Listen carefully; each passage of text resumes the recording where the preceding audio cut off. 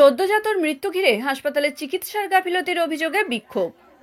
নমস্কার, আপনারা দেখছেন ঘাটাল নিউজ। আমি শম্পা সাহাপাল। প্রথম সন্তানকে নিয়ে বাড়ি ফেরার কথা ছিল, কিন্তু তা আর হলো না। মঙ্গলবার ছুটি দেওয়ার কথা ছিল সদ্যজাত শিশুর।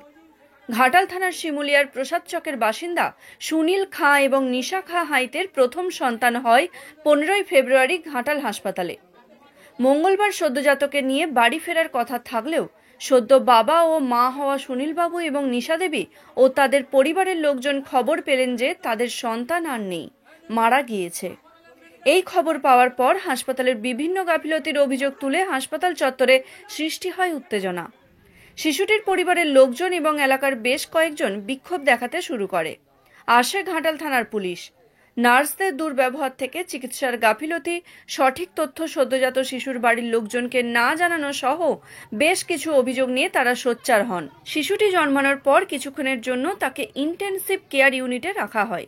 শিশুটির অবস্থা কিরকম তা জানতে চাইলে নার্সদের কাছ থেকে দুর্ব্যবহার পেতে হয় বলে অভিযোগ। শিশুটির প্রকৃত অবস্থা বাড়ির লোকজনকে জানানো হয়নি বলেও অভিযোগ।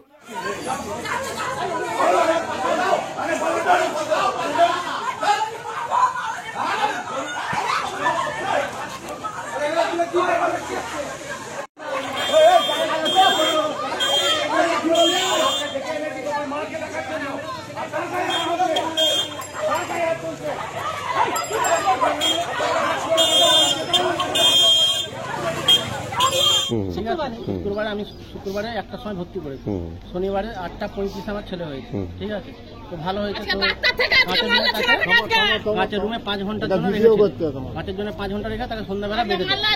ভালোই হাসি খুশি, তার সঙ্গে ভিডিও আছে আমার কাছে। আমি তাকে ছেলের সঙ্গে খেললাম, খুলে নিলাম, হাসি ফুর্তি, পা পিটছে, সবকিছু করছে। হওয়ার পরে তারপরে কালকের দিনটা একটু রাত্রে কেঁদেছিল। তারপরে ডাক্তারকে দেখাতে গেছে, বাবু কাঁদছে কেন? বলি কিছু হয়নি, একটু এরকম গাল টিপে দিয়ে বলছে ঠিক আছে নিয়ে চলে যান, কোনো অসুবিধা নেই। কোন ডাক্তার? ডাক্তার আমি ঠিক নামটা জানি না। ঠিক আছে, শিশুদের ডাক্তার। ঠিক আছে, আমি ঠিক নামটা জানি না। যেরকম গাল পাল টিপে বলছে তোমার ছেলে ঠিক আছে, কোনো অসুবিধা নেই, ভালো কথা নিয়ে চলে আসছি। তার এবার সকাল হয়েছে, সকাল থেকে দেখছি মামও খায়নি আর কোথাও বলেনি সেরকম। মানে ওইটা কালকে দিনের বেলা। তো হাত পা লাড়ছে, চোখ খোল চাইছে, কোনো কথা মানে মামটাম খেতে যায়নি। ভোরে কালকে রাত্রেবেলা আবার ডাক্তার দেখানো হয়েছে। ডাক্তার দেখে বলছে কি, বলছে ছানা এরকম খায়নি কেন, তো কি অসুবিধা আছে নাকি? ডাক্তার মুখ টিপে দেখলো, বলে না কোনো অসুবিধা নেই, ছেলেটা আমার ঠিক আছে, তুমি নিয়ে যাও।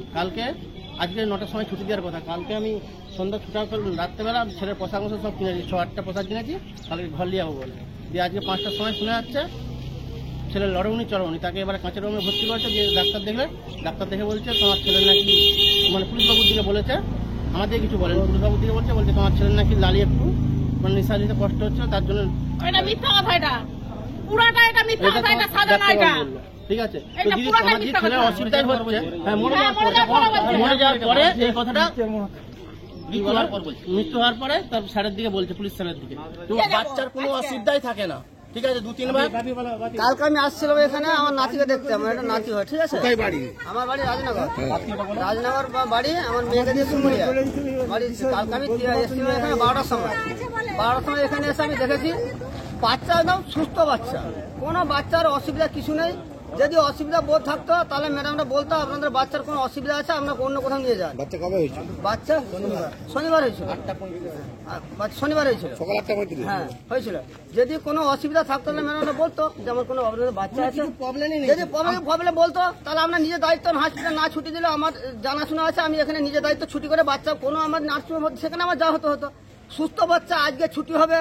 কালকে আমি 11 নম্বরে কথা বলে আমি টুকুন কেটে দিয়েছি, অ্যাম্বুলেন্স 11 নম্বর। আমাদের গাড়ি বড় গাড়ি লাগবে না, ছোট গাড়ি হলে আমাদের হবে। ঠিক আছে, আমি টুকুন কেটে সব কথা বলে আমি বাবুর সাথে কথা বলে। আজকে ছুটি হওয়ার কথা ছিল, সমস্যা রাতের মধ্যে কি করে বাচ্চা মারা যায়?